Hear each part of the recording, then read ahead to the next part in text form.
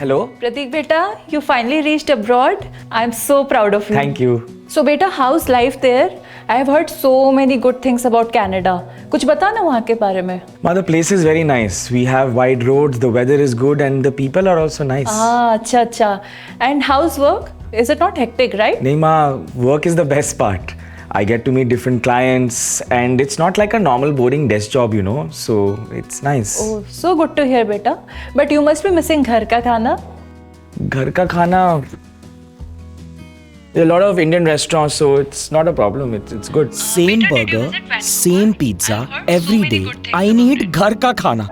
I need my spacious home. My friends, how will I even survive over here? Especially with this job. This wasn't my dream. Why did I even come here? Alright, something was definitely wrong here. I mean, lakhs of students go abroad and lakhs of people actually go to get jobs in foreign countries, but their expectations, there is some mismatch here. So in this episode, we're going to de-influence the expectation about what people have when they go abroad. And all those expectations will meet with a reality check. So we'll talk about the good and we'll talk about the bad, because certainly no one else will.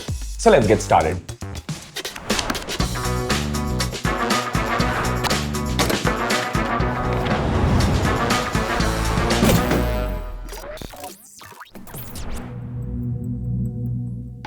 Before starting, I'd like to make it clear there's nothing wrong with going abroad. Of course, there are a lot of opportunities. Of course, it's an interesting idea to pick for you to consider having a career abroad. The problem isn't going to a foreign country. The problem is the expectation we have and people around us have of why we're going there. So that's what we're going to de-influence in this episode. So first, let's look at some stats. Indians are actually going abroad more than ever. In fact, Indians are going abroad for higher studies more than 68% than the previous year. This translates to 4.44 lakh students enrolled in universities, which has now become 7.5 lakh students in 2022. So you can imagine how many people are actually going to study abroad. And the total numbers are even more. In 2019, there were about 1 million, that's 10 lakh students studying abroad, and this number is likely to be closer to 2 million students in the year 2025.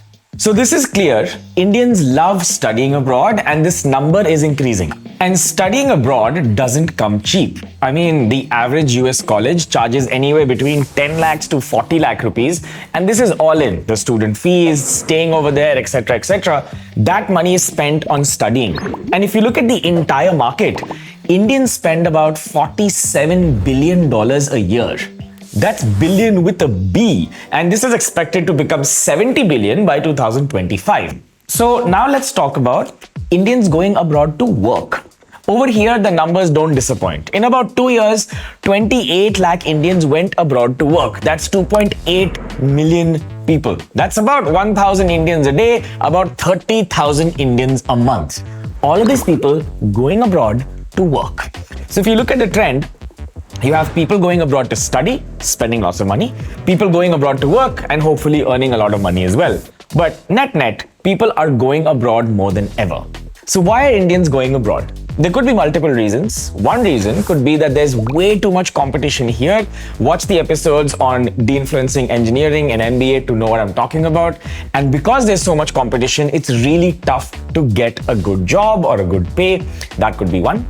They perceive outside to have lesser people, and therefore their chances of getting a better job increase. The second perception could be that abroad is just a nice place. The quality of living is better, the air is nicer, the people are nicer. It just looks so damn sexy in those Instagram pictures. The third reason could be the NRI tag, the status that comes with saying, "Mera bacha Canada se wapas aaya hai," or from wherever he's back. Everyone in the society will think, "Wow, dollar mein kamata hai, he lives abroad." And the fourth reason could be that they perceive abroad to be cleaner, less chaotic, and just a better place to stay because India is not as clean as it's perceived to be abroad. But the thing about foreign countries is that we only look at the bright side because we have media, television, Instagram, and all these other things that tell us that there is a better, greener lawn abroad, and that we are not getting that greener lawn. So instead of focusing just on the good part, we thought we'd add a little bit of the darker side. So let's talk about the problems with going abroad. So let's look at some numbers, and I'll need a whiteboard for this.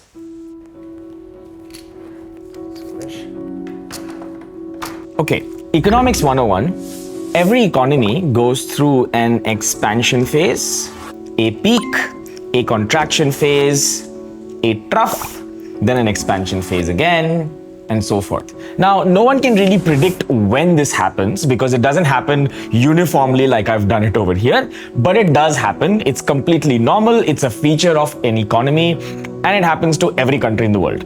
So the first thing you should know is that this expansion phase, this is when opportunities arise, new industry comes, money comes, companies are getting funded, they're starting new industries, salaries are going up, increments are good, everything seems very nice during this phase. At the peak, people are looking back at data and saying, dude, last 5 years, 10 years, kitna acha tha. And the perception of the economy is, ye to hamesha ke liye chalega. This will continue forever because of XYZ reason. Then comes the contraction phase. Now remember, contraction is completely normal. It always happens. When this happens, first there is some denial. The economy goes down. Maybe increments don't happen. Maybe the job opportunities are less. A lot of companies shut down, etc. It seems that the economy is bad, and then you have the trough. Now, why I'm telling you this is that India is here right now, which means India also has a lot of opportunities. Look at this chart over here. You can see this line represents the GDP growth rate of UK, and we also have the GDP growth rate of India. Now, barring the portion where COVID happened, if you look at just India, India has been growing a lot.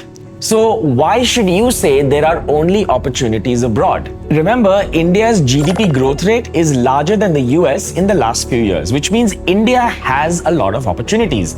Don't ignore that.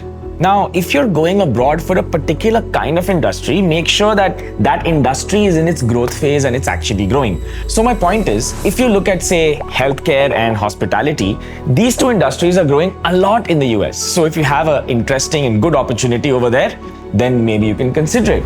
But manufacturing, on the other hand, has been declining for a while. So taking an opportunity there to go abroad probably is not a good choice. You should weigh the pros and cons of whether that industry is doing well or not before you decide. And now let's talk about the qualitative information no one really talks about, but I'll get rid of the. So point number one, lack of jobs. There are less jobs than there used to be right now. So there are a lot of stories of people saying that they're considering options back in their home country because the momentum of the hiring that was happening a few years ago isn't there anymore. So while the number of people going abroad is at record levels, are there really enough jobs to absorb all of that supply? Think about it. You need demand to be increasing and supply to be constant for salaries to go up. If the supply is too much, which is too many people are going abroad, but the number of hiring is not increasing, what do you think is going to happen to the opportunities? The opportunities, at least temporarily, will come down.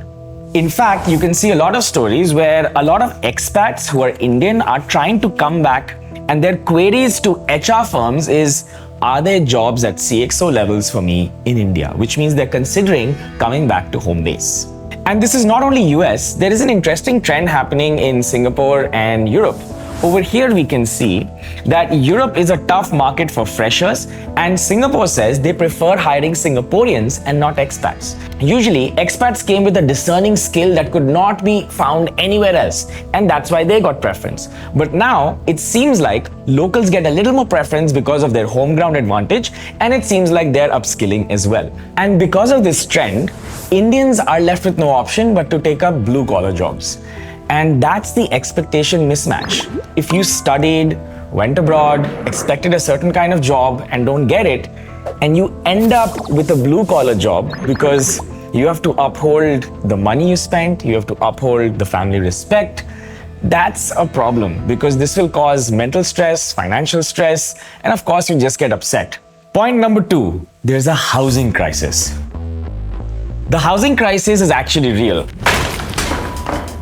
There is no affordable housing across, say, Europe or Australia or Switzerland and all these places. Students spend 40% of their expenses on housing. So let's look at a typical student trying to study in a college in Australia.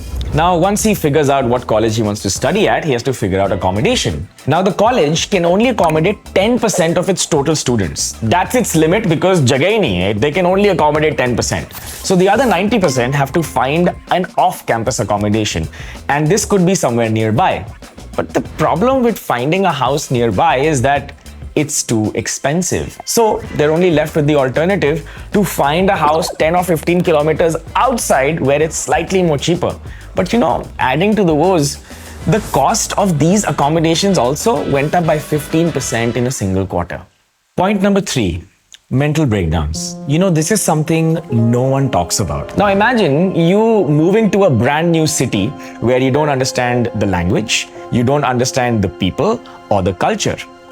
And taking time to adjust to the city, well, takes some time.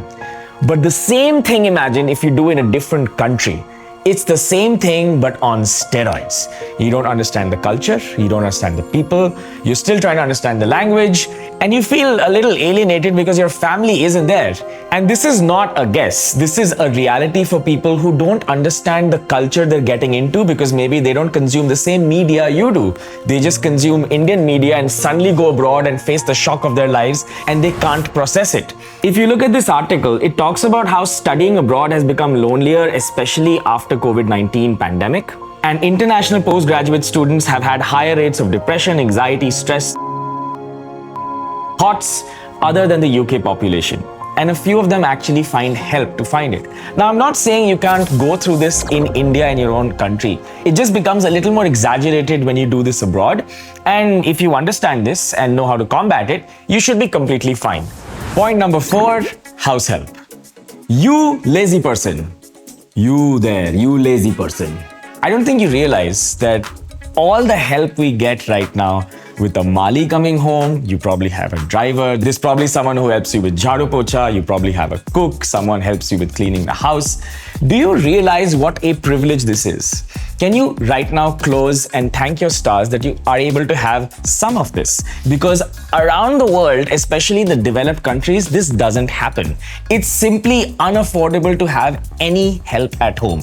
You gotta do this all by yourself. The median salary of a house help in the US, it's actually, what? $30,000? That's a lot. Even if this is a little exaggerated and you take a lower number, that's a lot of money. So people don't have any house help. They do everything by themselves. Point number 5, PPP or purchasing power parity. Now we all know that the cost of a bread in India is different from bread that you purchase in, say, Europe. The purchasing power is very different. This means a certain amount of money can buy a lot of things in India and that same amount of money can buy less things in, say, Europe. So you can follow a PPP calculation to actually know what's the purchasing power of that amount. For example, a lot of people say I have $100,000 salary abroad. And you think 100,000 is equal to 83 lakhs? Damn, मैं तो बहुत पीछे हूँ. But that's not the right way to do it. वहाँ पे खर्चे भी ज़्यादा हैं. The living costs are much higher than India. So how do you sort of compare? The PPP model helps here. So what I'll do is basically take the $100,000, convert it to purchasing power parity and find the Indian number for it.